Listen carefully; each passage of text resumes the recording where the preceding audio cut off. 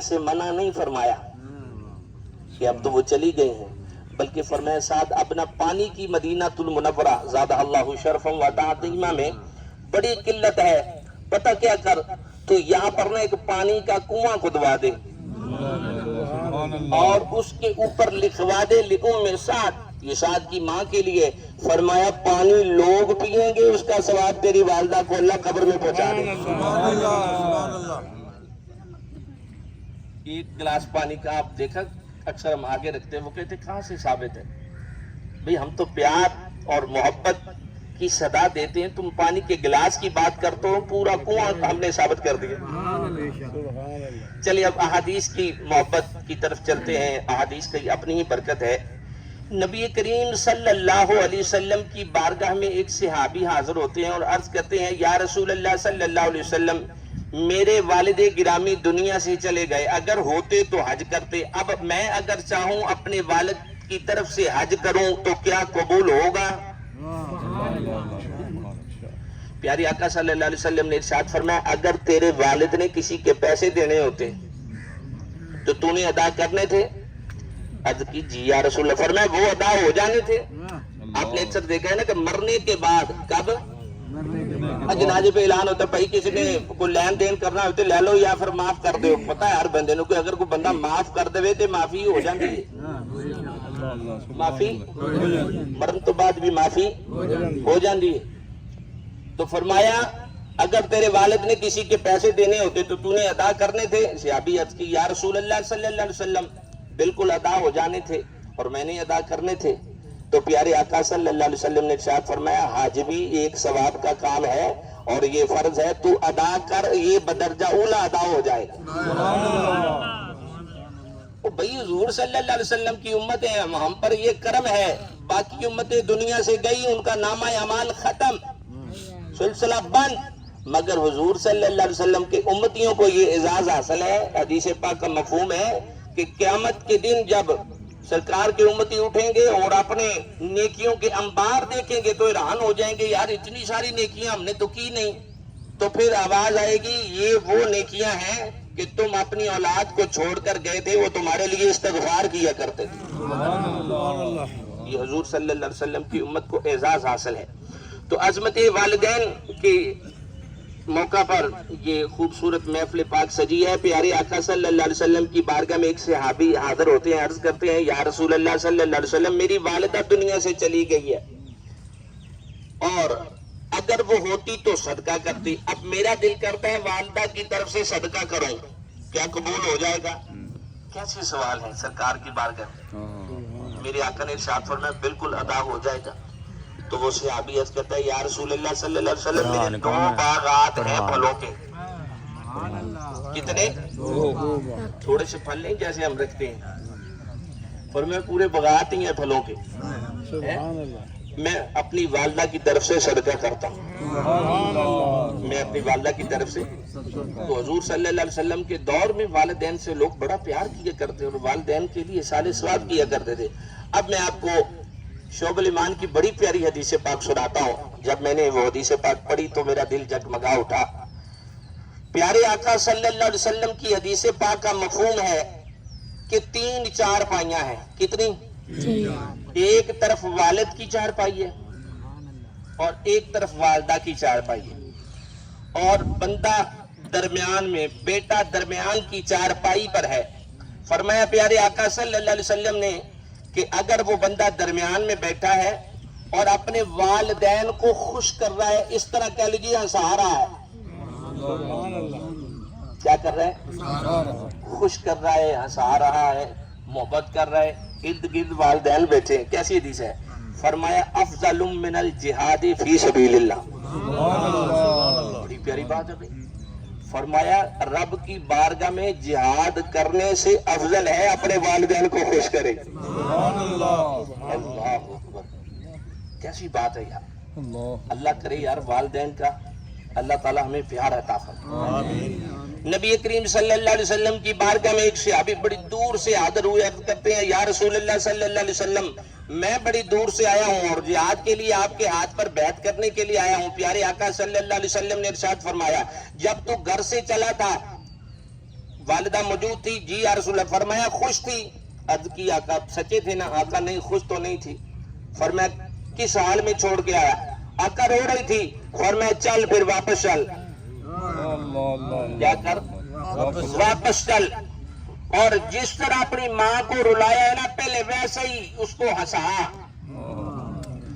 اور والدہ کی خدمت کر. اللہ تعالیٰ گھر بیٹھے ہی تمہیں جہاد کا ثواب عطا فرما دے.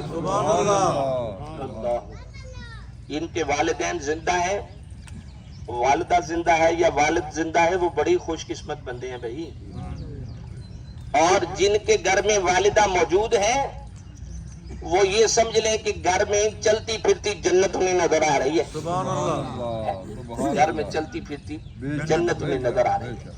تو والد کا بڑا رتبہ ہے. پیارے آقا صلی اللہ علیہ وسلم نے ارشاد فرمایا کہ جس سے جس کا والد راضی ہے اس سے اس کا رب بھی راضی ہے. اور امام بخاری نے الادب المفرد میں لکھا ہے کہ اگر کوئی بندہ اپنے ایمان کا پیمانہ یہ ماپنا چاہے نا کہ رب مجھ سے کتنا خوش ہے، اللہ اور اس کا رسول مجھ سے کتنا خوش ہے، فرمایا اسے چاہیے کہ وہ غور کرے اس کے والدین اس سے کتنے راضی ہیں. یہی پیمانہ ہے. فرمایا اسے اس کے والدین کتنے راضی ہیں، اسے پتہ چل جائے گا کہ میرا ایمان کتنا کامل ہے. تو والد کی بڑی شان ہے بھائی. گلفام مجید صاحب کی والدہ محترمہ اللہ تعالیٰ ان کی بخشش فرمائے. اتنا پیارا فیصلہ کیا ہے کہ صبح صبح کا وقت ہو. ورنہ جو مساجد میں محافل ہوتی ہیں اچھی بات ہے، مسجد کی تو کیا ہی بات ہے نا. اذا مرتم بریاض الجنت فارتعوا. حضور صلی اللہ علیہ وسلم نے ارشاد فرمایا جب تم جنت کے باغات میں جاؤ تو کچھ کھا لیا کرو. جنت کے باغات کیا ہے؟ جہاں پر ذکر پاک کی محفل سج جائے وہ جنت کے باغات ہو جاتے ہیں. یہ کمپنی باغ بھی ہے اور اس وقت جنت کا باغ بھی ہے. ہاں جی. فرمایا عرض کی یا رسول اللہ صلی اللہ علیہ وسلم وہ جنت کے باغات میں سے پھل کھانے وہ کیسے کھانے ہیں؟ فرمایا جب جاؤ نہ پڑھا کرو سبحان اللہ و بحمدہ سبحان اللہ العظیم. فرمایا ایسا ہی ہے کہ جیسے تم جنت کے باغات سے کچھ کھا رہے ہو تو پتہ چلا کہ جہاں پر ذکر پاک کی محفل سج جاتی ہے وہ جگہ جنت کے باغوں میں سے باغ بن جاتی ہے اور باغ میں نیند بھی آ جاتی ہے. ہاں جی آتی ہے نا نیند. کیوں آتی ہے؟ کہ سکون ہوتا ہے. نہیں آتی تو بستر پر نیند نہیں آتی. بڑی بڑی ساری رات کی لوگوں کی گزر جاتی انہیں نیند نہیں آتی. مگر ذکر پاک کی محفلیں ایسی ہیں. تو میں عرض کر رہا تھا کہ انہوں نے یہاں پہ محفل کا فیصلہ کیا اور مجھے بڑی خوشی ہوئی کہ جو صبح کو اٹھتے ہیں وہ رب اور اس کے رسول کو بڑے ہی عزیز ہے. نہیں بات. کتنے بزرگ یہاں پر بیٹھے ہیں وہ دل میں کرتے ہیں یار ہماری اولاد سوئی رہتی ہے اٹھتے ہی نہیں ہے، پتہ نہیں کیا ان کو معاملہ ہے. کیونکہ جب صبح کا وقت ہوتا ہے تو اللہ تبارک و تعالیٰ کے فرشتے رزق تقسیم فرماتے ہیں. اور صبح کا وقت میں نے بتایا کہ جنت میں ہر وقت صبح کا وقت ہوگا. یہ کتنا پیارا وقت ہے. تو اتنے خوبصورت لوگ ہم سب اکٹھے ہو کے ان کی والدہ کے لیے ایصال ثواب اور ان کے لیے دعا کے لیے یہاں پر حاضر ہیں. پیارے آقا صلی اللہ تعالی علیہ وسلم نے ارشاد فرمایا اذکروا محاسن موتاکم. فرمایا جب کوئی دنیا سے چلا جائے نا اس کی خامیاں نہیں بیان کرنی. اس کی خامیاں کیا بیان کرنا ہے؟ فرمایا محاسن موتاکم. فرمایا اس کی خوبیاں بیان کرنا. اس کی تو اسی لیے تو کٹھے ہوئے ہیں اور بتا رہے ہیں کہ ماں کی بڑی شان ہے. ماں کی بڑی شان ہے. اللہ تعالیٰ نے ماں کو بڑا ہی رتبہ عطا فرمایا ہے. اور کیا بتاؤں ماں کی محبت، ماں کا پیار. ایک عرصے سے میری ماں نہیں سوئی تابش. میں نے ایک بار کہا تھا مجھے ڈر لگتا ہے. ایک واقعہ ہے کہ ایک بندہ اس کی عورت دنیا سے چلی گئی تو ایک بیٹا تھا اس کا. اس نے نا دوسری شادی کر لی. جب دوسری شادی کر لی نا تو ایک دن نا اپنے بیٹے کو اپنی جھولی میں بٹھا کے کہتا ہے بیٹا بتا پہلی ماں اچھی تھی یا دوسری اچھی ہے؟ سوال کرتا ہوں بتا نا پہلی ماں اچھی تھی یا دوسری اچھی ہے؟ وہ کہنے لگا جی ابا جی دوسری ماں اچھی ہے، پہلی اچھی نہیں تھی. وہ بڑا حیران ہوا اور کانپ گیا کہ یار کیسا بچہ ہے کہ اس کی سخی جو ماں تھی اس کی تعریف نہیں کر رہا کہ وہ اچھی نہیں تھی یہ اچھی ہے. کہنے لگا بیٹا وہ کیسے، اس کی وجہ کیا ہے؟ اللہ اکبر. کہنے لگا ابا جی جو پہلی ماں تھی نا میری اپنی ماں، وہ جھوٹ بولتی تھی. کیا کرتی تھی؟ جھوٹ بولتی تھی. یہ سچی ہے، یہ جھوٹ نہیں بولتی، یہ سچ. بیٹا وہ کیسے؟ سنیے ماں کی عظمت کیا ہے. ماں ٹھنڈی چھاں بہشت والی، سارے جگ اندر ایسی چھاں ہے نہیں. تینوں ماں دی عظمت دا پتہ چلے کچھ اس تو جی ماں ہے نہیں. بات توجہ سے سنیے گا، تھوڑا سا میں نے آپ کو متوجہ کیا. وہ کہنے لگا جی جو پہلی ماں تھی وہ جھوٹ بولتی تھی، یہ سچی ہے. وہ کیسے؟ کہنے لگا پہلی ماں تھی وہ کہتی تھی اگر تو نے شرارت کی تو تجھے کھانا نہیں ملے گا، اگر تو نے شرارت کی تو تجھے پانی پینے کے لیے نہیں ملے گا، تجھے پیار نہیں ملے گا. تو پھر کیا ہوتا تھا؟ میں شرارتیں کرتا تھا، وہ پھر بھی مجھ سے پیار کرتی تھی. میں جب کسی کو تنگ کرتا تو وہ مجھے مارتی نہیں تھی بلکہ پیار کرتی تھی، محبت کرتی تھی، کھانا پھر بھی دیتی تھی، اس لیے وہ جھوٹ بولتی تھی. اچھا بیٹا اب کیا ہے؟ اب جو ماں ہے نا یہ کہتی ہے اگر تو نے شرارت کی فلاں کام نہ کیا تو تجھے کھانا نہیں ملنا. تو وہ کہتا ہے ابا جی یہ کھانا نہیں دیتی. یہ سچی ہے نا، یہ کھانا نہیں دیتی. اور وہ کہتی تھی کہ اگر تو نے شرارت کی میں تجھے ماروں گی. وہ جو پہلی ماں تھی وہ مارتی نہیں تھی، جھوٹ بولتی تھی نا، نہیں مارتی تھی. مگر جب میں شرارت کرتا ہوں یہ کہتی ہے نا کہ میں تجھے ماروں گی تو یہ مجھے مارتی ہے، تو اس لیے یہ سچی ہے. ماں ماں ہی ہے. اور اپنی ماں یقین کیجئے یہ تو اشرف المخلوقات ماں ہے. آپ اگر جانوروں کی طرف غور کر لینا آپ حیران ہو جائیں. اور ایک ہی حدیث پاک سناؤں گا، میرا خیال وقت ہو گیا. ٹھیک ہے، جامع المعجزات مصری کے اندر یہ حدیث ہے. پیارے آقا صلی اللہ علیہ وسلم کی بارگاہ میں ایک راوی حاضر ہو کے کہنے لگا جی میری چادر کے اندر کوئی چیز ہے، بتائیں کیا ہے، اگر بتا دیں گے تو میں مسلمان ہو جاؤں گا. پیارے آقا صلی اللہ علیہ وسلم جو فرش پر بیٹھ کے عرش کی خبریں دیتے ہیں، میرے آقا نے ارشاد فرمایا تیری چادر کے نیچے بتاؤں یا سارا معاملہ سنا دوں؟ سنیں میں آپ کو ماں کی شان سنا رہا ہوں یا سارا واقعہ سنا دوں؟ عرض کی آقا بتا دیں. پیارے آقا صلی اللہ علیہ وسلم نے ارشاد فرمایا کہ تو ایک درخت کے قریب سے گزرا، وہاں پر تو نے فاختہ کے 2 بچے دیکھے، اس کو اٹھا کے اپنی بغل میں لے لیا. پھر تھوڑی دیر کے بعد اس کی ماں آ گئی، وہ بڑا اس نے شور کیا کہ میرے بچوں کو چھوڑ دے، اس کو کیا کرے. ماں تھی نا، اس نے بڑا شور کیا مگر تجھے رام نہیں آیا، اس نے اپنے آپ کو بھی گرا دیا. اس نے کہا جہاں پر بچے جائیں گے میں بھی جاؤں، جہاں پر میرے بچے جائیں گے میں بھی جاؤں گی. تو نے اسے بھی اٹھا لیا، اب تینوں تیرے پاس ہیں. اچھا اس نے کلمہ پڑھ لیا. اب آگے بات کی طرف غور کیجئے گا.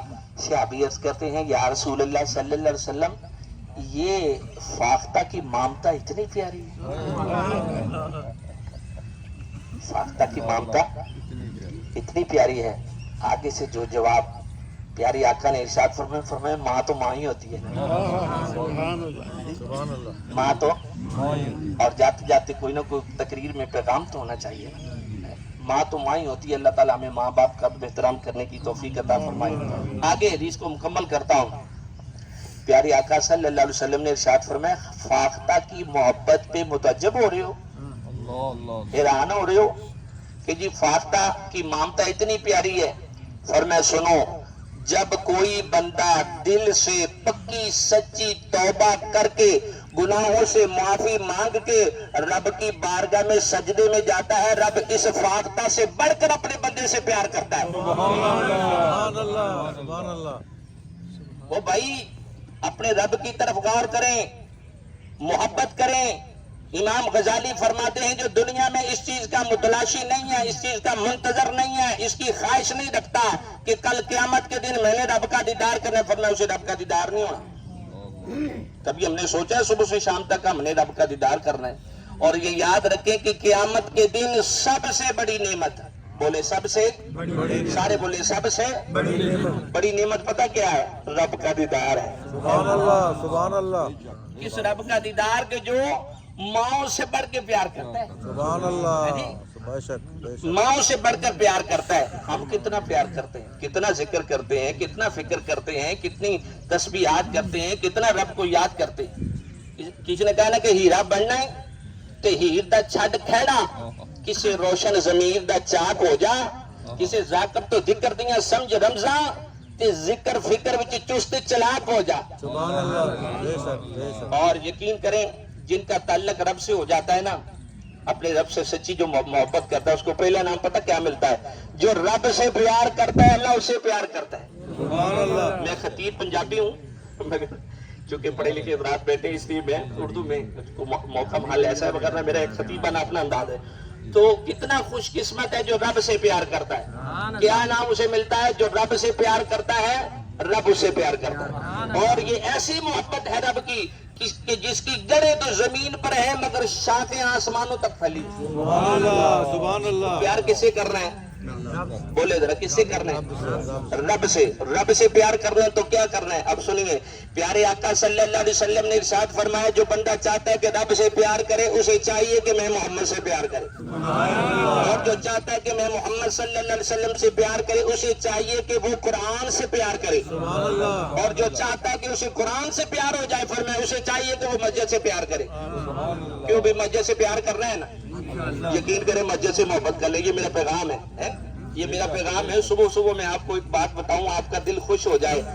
جب کوئی بندہ مسجد سے پیار کرتا ہے نا کل پرسوں جمعۃ المبارک میں نے یہ حدیث بیان کی ہے کہ جب کوئی بندہ مسجد سے پیار کرتا ہے نا جس کونے پہ کھڑے ہو کے بندہ نماز اکثر جگہ ہوتی ہے نا اس نے وہ جو جگہ سنبھالی ہوتی ہے کہ اسی جگہ پہ میں نے نفل پڑھنے ہے یا اسی جگہ پہ بیٹھنا ہے.